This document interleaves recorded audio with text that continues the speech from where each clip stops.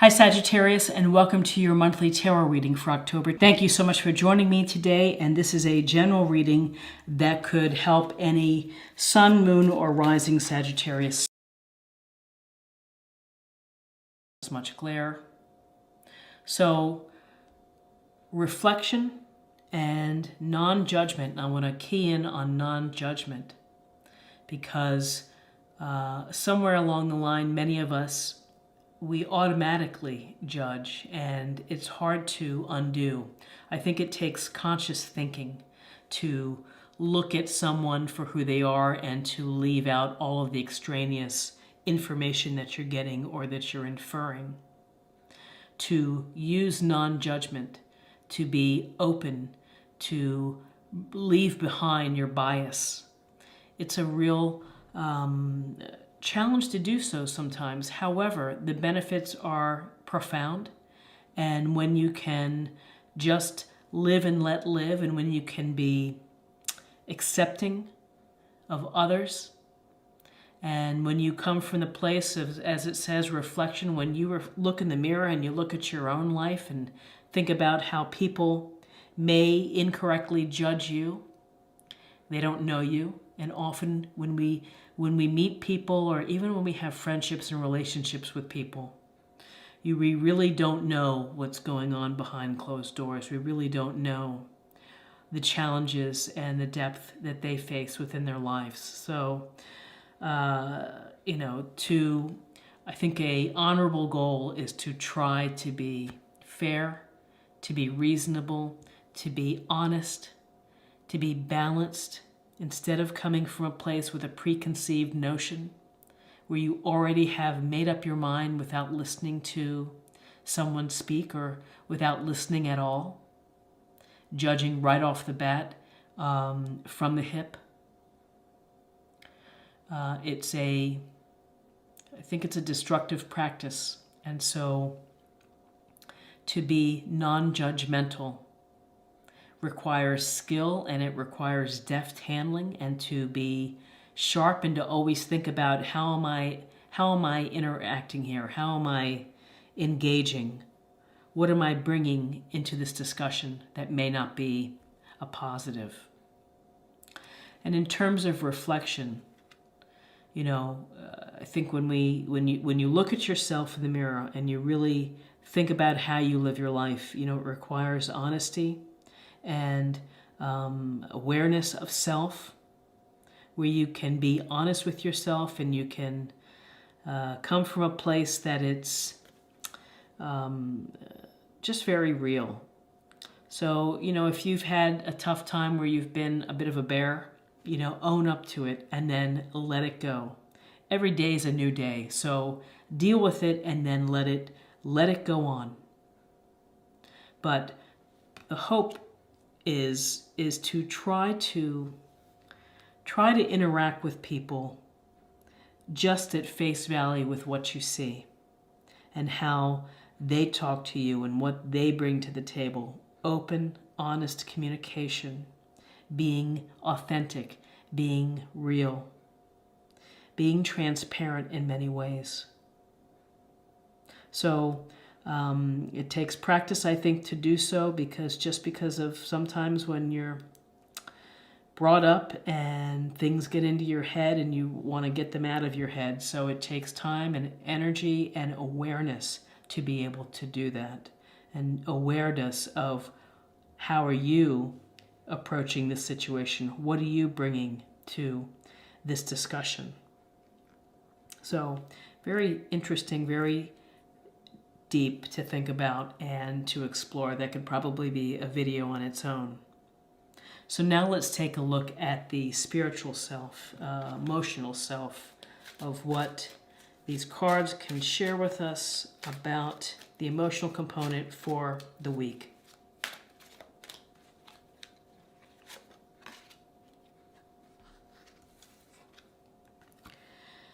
And it says, listen. You have to be willing to listen if you want to really understand someone. Now is not the time to be offering advice, but to be a compassionate listener. To listen fully and intently means to pay attention, not to just what's being said, to what lies beneath the words. Sometimes people have a hard time getting things off their chest or telling you about a situation within their life because there's pride involved perhaps, or they feel that they just can't get it out there. Maybe it's a sense of shame, or maybe something fabulous is happening and you're talking with someone who's maybe struggling, and so you want to keep it inside. But, to focus and to listen, being an active listener. And we teach students that in 3rd grade to be an active listener. Your eyes are on the speaker. You're not talking, you're not moving, you're just listening and taking it in. It's a simple but highly effective, wonderful practice to do, which is to really listen to someone. And ultimately, that can be returned to you, where you can have the benefit of someone listening to you as well. So it's very powerful to be able to stop talking yourself and to take it in, whatever your companion or whoever's telling you something or sharing with you, experiences, anecdotes, hopes, dreams, to be quiet and to listen. There's a lot of power within this, and it certainly works in tandem with being non-judgmental and being open and receptive to discussions that are maybe challenging, discussions that may be joyous, discussions that may be emotionally draining. So listen. And let's take a look at the body for the week.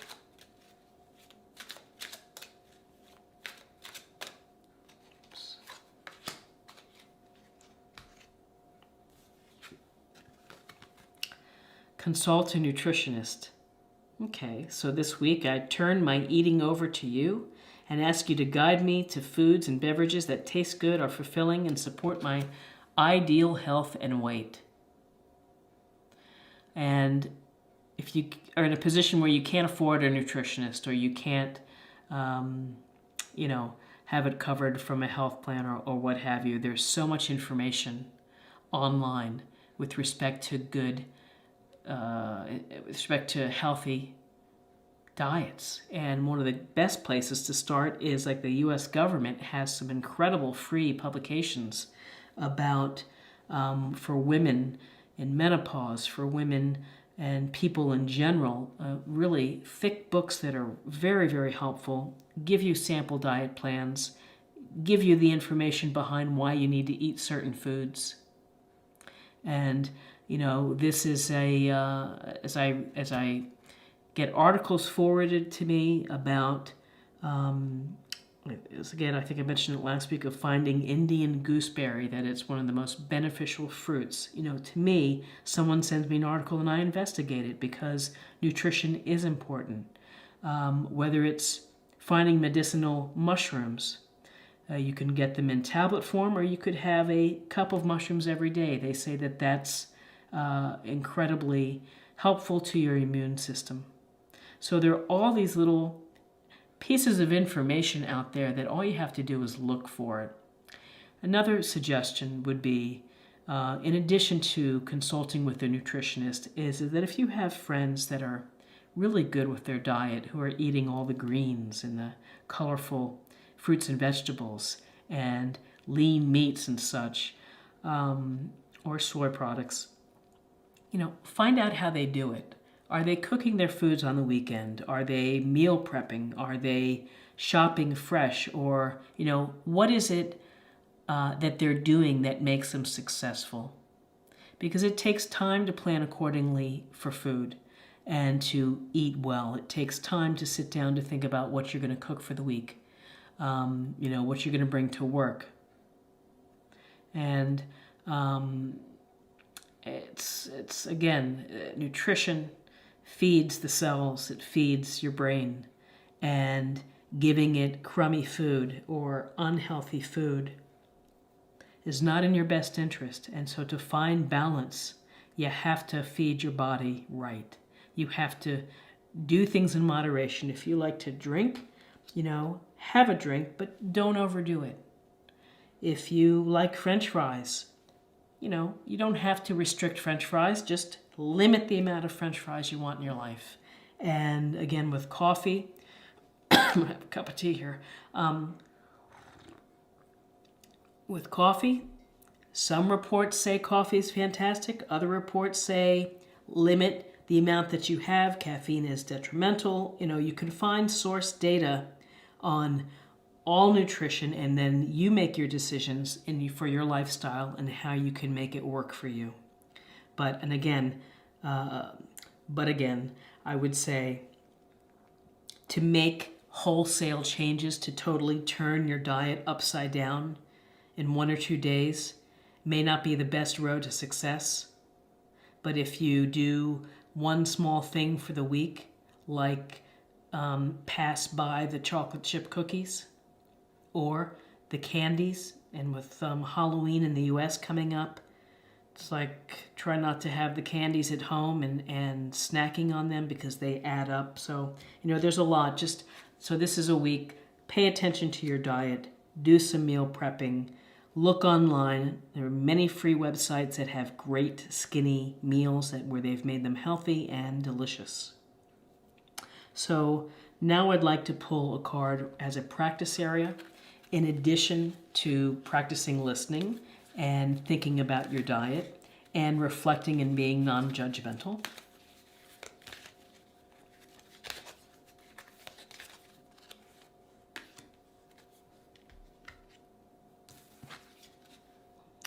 Signs from heaven. Thank you, heaven, for sending me reminders of your presence.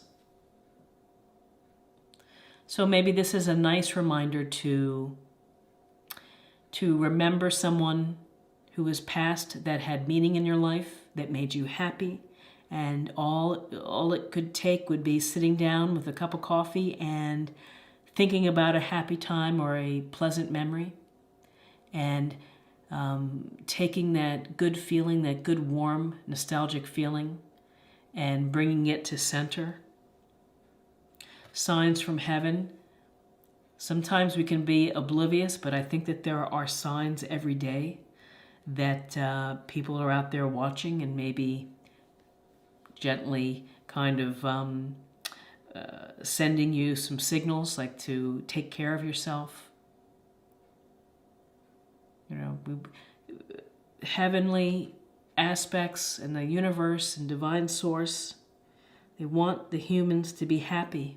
They want us to feel happiness and fulfillment and contentment and love for all. And so think past this. Think of someone in your past who has passed that made you happy and brought you joy. And I think it's a wonderful, warm feeling to reconnect with that and to bring it to surface. Because again, lives are busy. We deal in the here and now. We deal in the present. And life continues to move on. But there's always a thought, which is to just don't forget the ones that have gone before. Part of your legacy, part of your life, not to forget them and what they meant to you, and to keep a place in your heart for them. And then finally, I would like to pull a thematic card for the week where we can meditate on this thought and just get a sense of what other messages divine source or spirit wants us to know in order for us to stay in balance.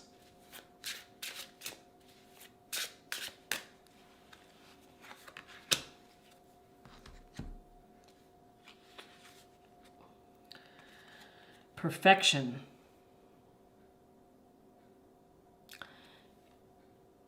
Interesting word, perfection, because, fruits and vegetables are perfect, and food is perfect that is grown in the soil with your bare hands. And to me, that's pretty perfect. But to strive for perfection in life is maybe not the wisest thing. Because if you're always looking to be perfect, You know, it's never going to be perfect, and therefore you're going to feel stuck because it's not the perfect way that you're imagining. You have to let it go. You have to do your best, and you have to get things out. Get things out into the world. So if you are creative, if you make videos, if you write music, if you write books, you know, there's no such thing as perfect, because perfect never ends. It's just the continuum of you keep working on it and working on it and working on it because it's not perfect. Well, you have to let that notion go. And so funny that this came up, because it was just in a conversation recently about perfection is the enemy of good. And so to seek perfection is something that can stifle your creativity and your progress, because you're never going to feel that it's good enough. And, you know, you have to just do your best and then let it go. Put it out there and see what comes out of it. When we strive for perfection so much in our lives, it's exhausting, it's tiring, it's draining, because it's just chasing something that is impossible to really have. So just do your best. You know, another wonderful anecdote, just to share in terms of for the people who are the perfectionists out there. And it's about telling a friend that, you know, you've gone back to school and you work a full-time job, and at night you're working until 2 a.m. to write the perfect paper. Now, whether you get the A or the C, you're still going to get your degree. You're still going to be able to get a job. And ultimately, is the time spent trying to make a perfect paper going to really make the difference at the outset? So it'd be like, listen, you get your certificate, you get your degree, you get your, your exams. Do what you need to do to be able to move to the next step. Just because you get a perfect score or the perfect paper, it may get you a piece of paper from the university or from wherever, but ultimately in life, it's going to be just another piece of paper. Now, some may disagree with that and feel that you have to get straight A's in order to get into colleges and that nature, but at a certain point, you have to find the balance for yourself where you're doing a great job and probably really good is good enough versus perfect. So interesting that this came up today. So my takeaways for this reading for this week. Really, it's the non-judgmental and the listening. To try to listen to people with openness, realness, authenticity, and with compassion, and also to be aware of this, of how you speak and how you talk to others in your everyday interactions. So I hope that you found something here that helped you and that you can work on for this week. If you enjoyed this video, please like, share, or comment. If you're new to this channel and you like this style of reading, please subscribe and click on the bell notification so that you can have other types of readings just sent to you easily so that you don't miss anything. And it's a great way to show support for these free readings. So I hope to see you again next week for another weekly oracle reading. Take care. Bye-bye.